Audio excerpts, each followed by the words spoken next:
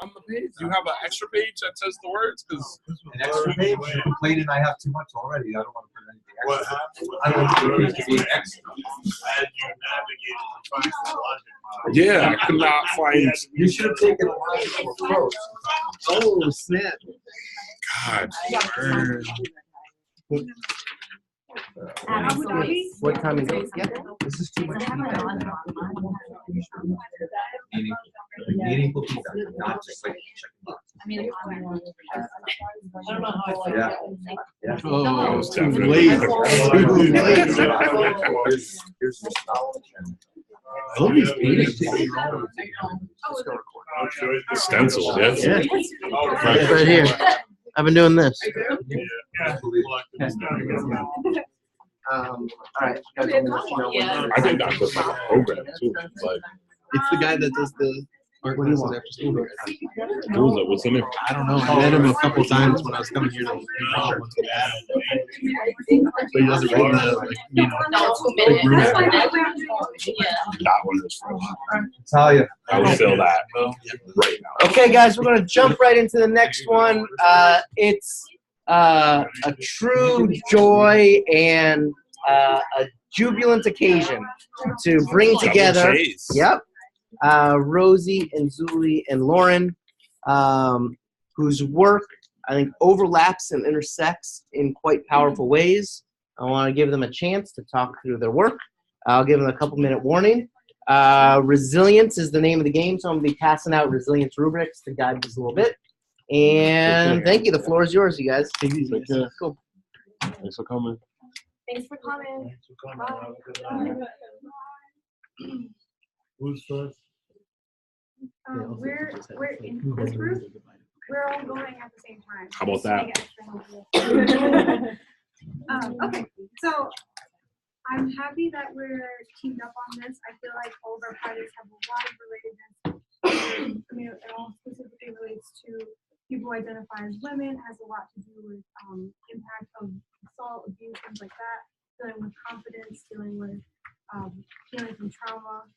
So I'm happy that we're all working on this together. I'm basically going to utilize the rubric to have a bit of a Q&A right now. So in looking at the rubric, the first point is persist in finding necessary resources to accomplish goals. So Rosie, I want to ask how you feel that relates to your project and the work that you're doing in your life. Okay, so in my life, I feel like I play like so many roles right now, but if I were to like scope it down to one role where one of my projects that I am focused on is facilitating and coordinating the Hidden Lotus Girl Circle, a part of my apprenticeship with the Rise. Those are criteria. Thank you. And finding necessary resources to accomplish goals. Okay, so one of the main resources that I've been actually using and working with is well, prior to me actually becoming, facilitating and coordinating the program, I went to a training. It was like a 2-week training where I became a facilitator of the Girl Circle model, which is actually founded by the One Circle Foundation.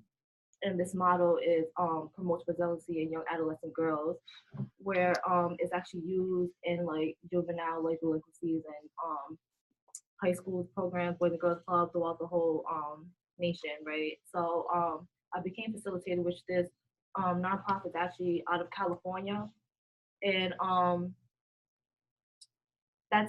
they have the curriculum that I'm currently using for the Hidden Lotus Girl Circle. So it's the Girl Circle model that I'm using. So I feel like that's where I find the necessary resources. But in addition to that resource, not for the curriculum itself, like as far as like spacing and things like that, to actually to be conducting these programs on a weekly basis. Arise is also a partnership with Roger Williams University, where we have a space and office there, where our meetings and the program is ran in one of the classrooms. So I feel like the partnership helped really well, just so that we have a free space that we're using, that we're able to actually have access to on a weekly basis and things like that. Okay, well, I mean, I'll jump right in. When I think about like finding necessary resources to accomplish goals, I can't think about goals without thinking about my personal goals and project goals and like family goals and all that encompasses goals, because we're not one-dimensional individuals. So, I mean, when I think about goals, I have lists and lists. I'm a very list-driven person. So when I look at my list, there's like, oh, like I need to get health insurance. I need to find a home to live in with my family. I need a car. I need to do that reading assignment. I need to. So there's a ridiculous amount that's like across so many different paths. It's easy for me to be able to do that for clients I serve because I'm detached from the situation. For being in the middle of the situation and being the one who's homeless, being the one who has no car, being the one who is going through a laundry list of difficulties that I normally see on my clients. Now it's like, whoa, like I'm going through this right now. So resources I've had to pull is actual like resource like booklets that I've created for my clients and like actually reading through them and saying, oh, okay, yeah, I can actually use this right now. This is crazy. You know, pulling on people that are not family, but they're really family. And so for me, like that's been like, you know, sending text messages out to individuals that I know really care about me. And that's been just showing up to spaces where I'm supposed to be and seeing what doors open and what the next right step has been. And like, regardless of like trials, tribulations, and difficulties that come up on the road that you're on, like I've been able to make connections. So just taking advantage of those opportunities has been really great for me to continue to keep hope in those moments. So for me, that's just literally digging up resources that I provide to other individuals and then seeing how they actually apply to me in the situation that I'm in, and seeing myself almost as a client, which is it's been weird. But I'm actually checking off those boxes for myself and my family that I normally go through when I'm sitting on the other side of the table working with individuals. Would you mind talking a little bit more about what that's been like for you being on the other side? Oh my God, it's actually been, on one side it's been humbling, and on the other side it's been really frustrating. Because you never know like what you're gonna have today and what you're not gonna have tomorrow. And it's been really frustrating because, for example, like I mentioned through the laundry list of different difficulties that I've been through, that I'm like quote unquote homeless. So like I'm like staying in the childhood bedroom that I grew up in a very toxic, emotionally toxic environment. And I'm there with my kids. So for me, that's really frustrating. For my kids, it's really frustrating. It's hard to see how my children are dealing with what I dealt with as a child in the now. My son, who's like my golden boy, is literally like staying out all hours of the day, and that's not him, you know, because he doesn't want to be home. He doesn't want to be there.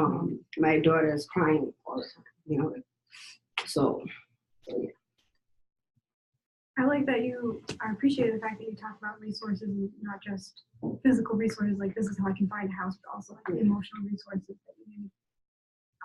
And it definitely speaks to the same for me too, for the work that I'm doing. So you guys know that I have the Euphoria project, which is I'm building my zine for teenage girls, but also primarily focusing on dance this year. Has been a really interesting ride for me, and I think I've worked really hard at creating a personal learning network that reflects this new goal.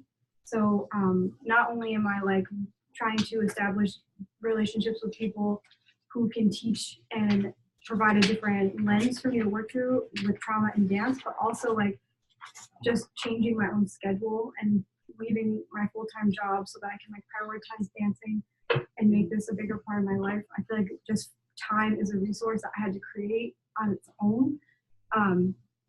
So I feel like for me, I basically like discovered that this is the time for me where I want to really practice dance, and I want to like, I feel like for me it's been healing. I want to bring that to other people, but I have so much to learn. So like bringing that to Adam, who then could, of course, he knows a million people, hook me up with like all these different teachers. But the first step that I took was reaching out to a family member of mine who's a professional dancer. And I've always really looked up to her and loved her a lot, but I was really scared to like make an ask. Like, I want you to teach me. Like, do you want to do that? You know, it's not for any money, it's not for anything really. I just really want to learn. And so putting myself out there in that position was really difficult, but she was like so excited to work with me and actually sees dance as healing as well. So we're both coming at this with a really special lens. So I think for me, like she's a really excellent resource, but has only opened up more people to speak to, more teachers with different viewpoints on how dance works. And not only physically dancing, but also learning the history of dance, learning how dance connects to identity through critical dance classes with Micah. I took, you guys really had, you know, just like reaching back into all these people that we know and having them be a part of I've basically done all independent studies this year. So it's been like really cool for me. So for the next one, demonstrates a flexibility and adapts readily to change. For you, Rosie, how does that relate to you, the work that you're doing? Where do I start? Okay, so like this season of my life, like I feel like I've been in like so many different transitions in terms of like work, relationships, and even my housing situation as well. I'm also in the process of actually moving out with my son from the current place I was currently in. And also the past couple of months, I literally been in transition of jobs. Like I know if you guys know, like the past like year, like I left a job that I was like completely comfortable with the past 8 years. Fitness management, which I no longer I don't want to say interested in, but it no longer serves me, right? So I now have 2 part-time jobs where obviously it's a big pay cut. It's something completely different. I'm doing more of the work that I'm actually interested in now and what I'm more passionate about, right? So it's just like me adjusting to that in terms of like my scheduling, my son's schedule, and just the work that I'm doing and just trying to balance and make time for everything that I want to do. And it's just really hard right now. And I feel like I'm still in the process of trying to balance everything out, but it's still a little like messy, and I still feel like I'm in some sort of chaos. But it's like deep down inside, I know I have it all like all good, but it's just like my reality is not. But I don't know. But I feel like I make it work though. So I make it work. Where right now, I actually just left a position that the job was located all the way in Mass, which was like an hour commute. Did nothing for me actually, like was just like very draining. And I actually had an opportunity presented to me with Lifespan, which the offer was extended, so I took that, which is like right around the corner after Bradley School. So I work as a classroom behavior specialist, part-time 2 days off the week, but I'm also the apprentice for Arise, so I work 3 days off the week, and those are my 2 part-time, which my apprenticeship is more what I want to do because it relates to all the projects that I want to get done in order for me to graduate. So that works really well. And this is actually the first week that I'm actually adjusting to the new schedule, but I feel like so far so good. It feels right, it feels good, but now it's just like my housing situation, my personal situation, where I feel like I have to also balance that in too. When you feel like sharing how you feel like when there's a lot of things going on, it kind of seems like it happens all at once and you're managing a lot. What type of tools do you reach for in order to maintain presence and maintain the ability to balance everything? So I used to before I used to like run to the gym, right?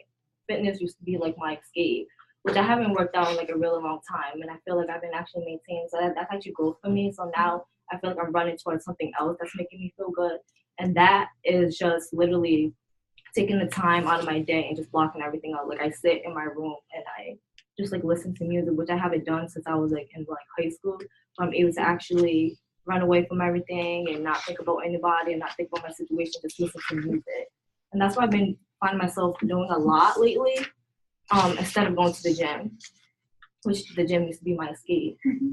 But now it's just like me pausing everything and just not thinking about, not worrying about everything, and just know that, like, okay, tomorrow's another day, everything's gonna be okay. Like, you've been through worse, like, this is nothing.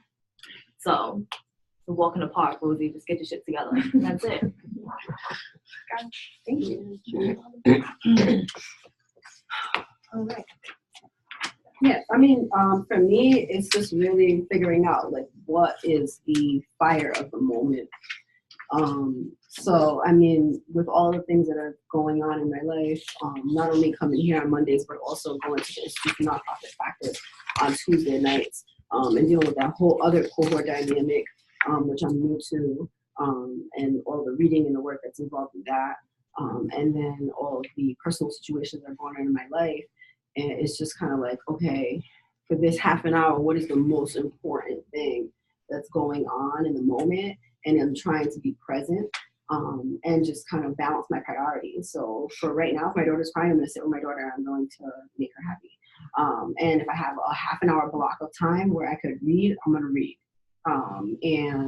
You know, if later on something opens up where I can do something else, and it's just really about understanding the season, and the season is full of lots of different things, and being able to balance my time with as many things as I can accomplish, knowing that my plate is full.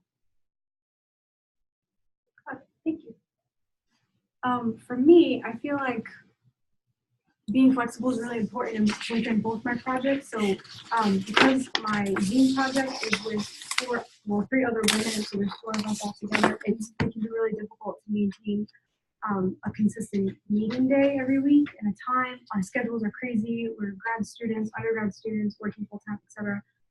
So personally, I've chosen to make that project very much focused on all of us, like all of our input matters for everything. We do all of the work together. It's completely unanimous, that kind of thing. So I think that learning how to just kind of be like, all right, we're not going to meet this week. All right, this project's going to take longer than I wanted it to, but I just did it by myself. I'm trying to be like, I think I've grown a lot in that area just by doing this project for so long. I started with this project, and it's one of the only ones I've had in my life that has lasted this long. And though it's not done, and I want it to be, I'm learning a lot of patience along the way. And with dance, I feel like dance is really momentary. So sometimes I go to class and I think it's just going to be like the teacher's just going to, you know, we're just going to go over ballet, like what we've been doing the last couple weeks. And she's like, I want you to like perform a piece. Like I want you to create 8 counts to this like random song and just perform it for everybody. And like being able to do that on the spot is like not my forte, but I've lost some of that immediate like, holy shit, like what am I gonna do? That like resistance is like lower and lower and lower, I think, which is like a really special thing that's happening for me. So yeah, just being able to like perform by myself, being able to perform something on the spot and improvise in that way has been a way that I've practiced flexibility.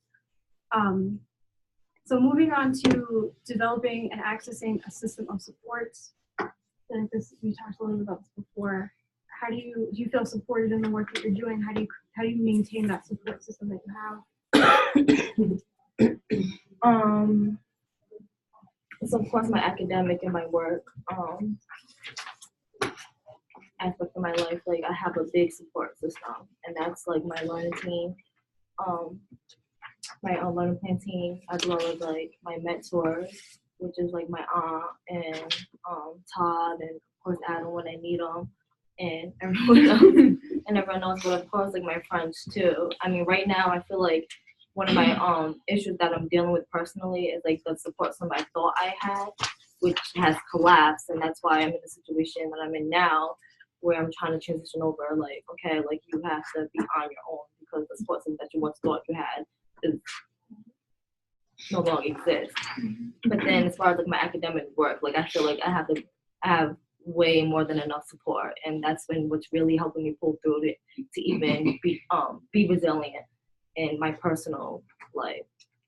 So in terms of that, like, and how I tie that into my project, so of course, like, the better the support system, the better I feel like I improve on any of the work that I do in terms of my project, being able to, because this is all new to me too, in terms of facilitating and coordinating the program. This is all new to me. And I feel like my support system has been a great help of like throwing me under the fire and just like having me go through this training and facilitating on my own and taking the lead has been really, really helpful to my development, especially my leadership development. And that is something I'm like very grateful for.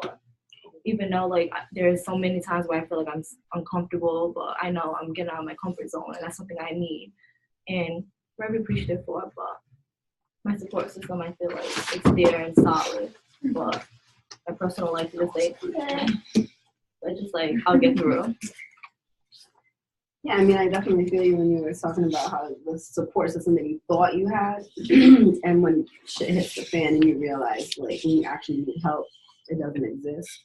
So figuring out, like, who you do have, and a lot of people came, like, up and offered help that I never thought would even be part of my support system. And you realize, like, who you actually have. Like, it was one day where, and I'm just gonna be mad real, like, there was one day where we just had to leave, like, my father's house where we were, and just me, my kids, and my sister, and we were just like let's just take an Uber to the mall. Like, there's really no place to be, and there really wasn't any place for us to be, like, so we stayed out for like the whole night. And if it wasn't for Adam, like, opening his actual, like, house on Man, like, we wouldn't have had a place to stay. So we actually stayed at Adam's for a whole week. And, like, those are the things that, like, really hit you, you know? So, like, realizing, like, who's really there, like, that means a lot. For me, I talked a little bit about this already, but developing a system of support has been really, really crucial for the changes that I've made. So even just leaving my job and being able to support myself in different ways without the support of Kofi or my family, like, without being backed up in that way, I feel like the people around me really support my dream, which I think is really, it's like necessary for me to have gotten this far already. And so, you know, the first ask was to my cousin, who's a professional dancer, Jess, and we've had an independent study going on this entire year. I also created an independent study with Sokito. So for the past 2 terms, I've been working with him to do a class called Storytelling Through Dance. And so we're really focusing on, like, how narratives can come out through dance, and how to put them together. And that's been really intense, but he's a wonderful support. I also recently, I think you guys met Yasin, who came in with Aaron, and he was, like, looking for dance, like, to teach, and I thought he was looking for classes, so I was like, oh, you should try SU20, you should try whatever. And then, like, within a few minutes, like, after he left, I was like, oh, you should teach me. Like, teach me. I want to. Talk to me. I was like, this is easy. Like, I'll just get you right now. So I ended up texting Adam, being like, is this possible? And it was. And this person is so excited to work with me. And then I looked at their resume, and it's, like, full of he has an MFA in dance, but specifically related to identity, to trauma, healing, all of the work that, like, I'm already doing. So another, like, yeah, so cool. I'm so excited to work with him. So, like I said, family's key, just to get, like, me able to feel comfortable enough to, like, make these decisions. And also with the zine project, I mean, I created it with the other women. They're all friends of mine. I made, like, a big ask of them, and somehow they're still with me a year and a half or almost 2 years later. So yeah, that support system is definitely crucial to keeping things consistent and making them happen. I think we have 5 minutes left, so I want to just focus a little bit on the next one, which is breaking complex tasks into manageable steps. Yes. So my project entails a lot of tasks, right? And I feel like during this like transition in the middle of like facilitating coordinating 2 different programs, which Hidden Lotus is one of the programs I actually coordinate and facilitate, where I also facilitate an after school program in partnership with Central High School, where that's also a social emotional development program, an academic program where the Hidden Lotus program is more of a social emotional development program for the young adolescents.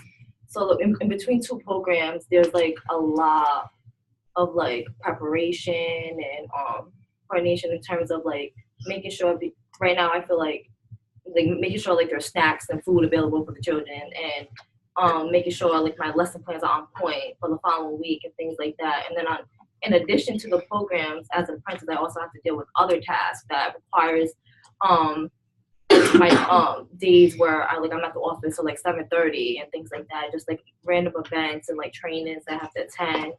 And I feel like that alone is complex, obviously. And if I were to I feel like I've been doing pretty good, but I want to prove where I feel like I'm doing pretty well, where I want to like be sailing through the stuff, where right now I feel like I'm like tumbling and things like that. But I feel like I've been doing pretty well managing the task, because every single day I have to like literally like sit down in my planner and break down all the tasks that I need to do and complete for the following week. But it's hard. It's hard, but with my support system, I've been doing it for the past 3 months.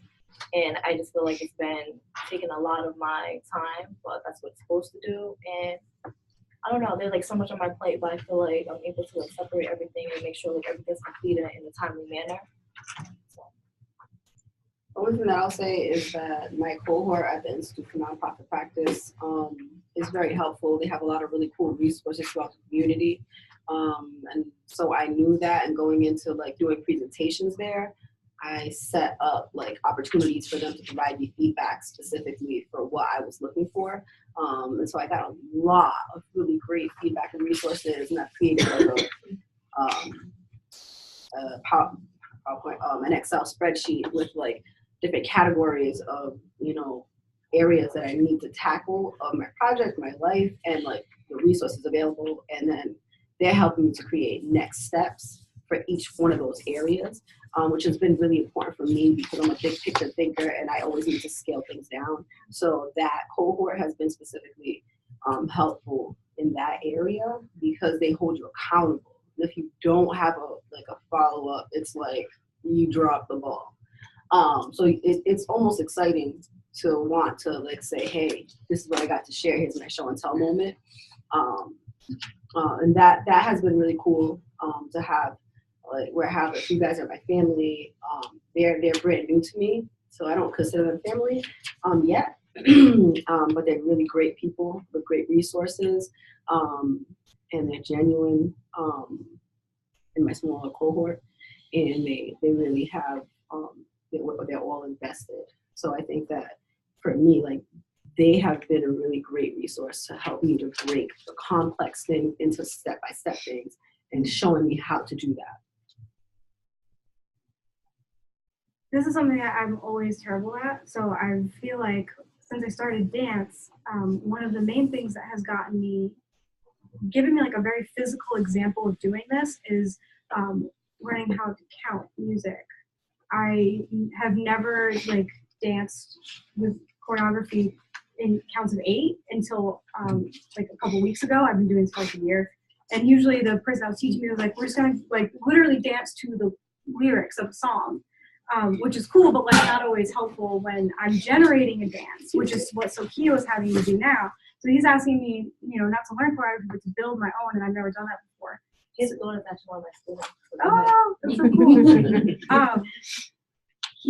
So he's giving me like really tough stuff to do, but I started like basically one of the dances I'm working on right now. I started with one song. It's now changed into 3 different songs already. I finally picked one. It has no words. It's instrumental, and I like for the first time had a breakthrough with dance, where I was like in my home studio and I like, all right, just like get in there, like, 2 hours and just like create 8 counts. Just create 8 counts, and I did. And like I I didn't do it to the music, I didn't do it to the lyrics, but I just created like what my body wanted to do, and then move forward with that. And it, I got you. And it was, yeah, right. And so it's been a really good physical tool for me to like apply to other areas. And lastly, we didn't really get time to talk about this, but using humor to maintain perspective, I feel like y'all are really good at that. That's how I deal with life. Like, if without, listen, my whole life, I talk about my whole life's a joke, and that's how I live. I talk about, and everything I do, like. If it wasn't for the inside jokes Right. and the little moments of like laughter, I mean, stress would really, really take a toll on me. So my family, my little unit, we have endless sarcasm and inside jokes, and that's how we deal. And it's just part of how we roll. And if you're hanging with us, we're gonna be sarcastic, so be ready. Lauren, did you want to answer that last one? No. Oh, I'm getting better at it, but I feel like in general, I am good with humor, but specifically with dance, I like record all the stuff that I'm doing. So being able to like look at myself, like totally mess up something and not just like hate myself in that moment has been a really hard practice, but I'm getting like a little bit better with it. So trying to use humor more often in dance. Yeah. So join me in congratulating Rosie and Lauren and Zoe.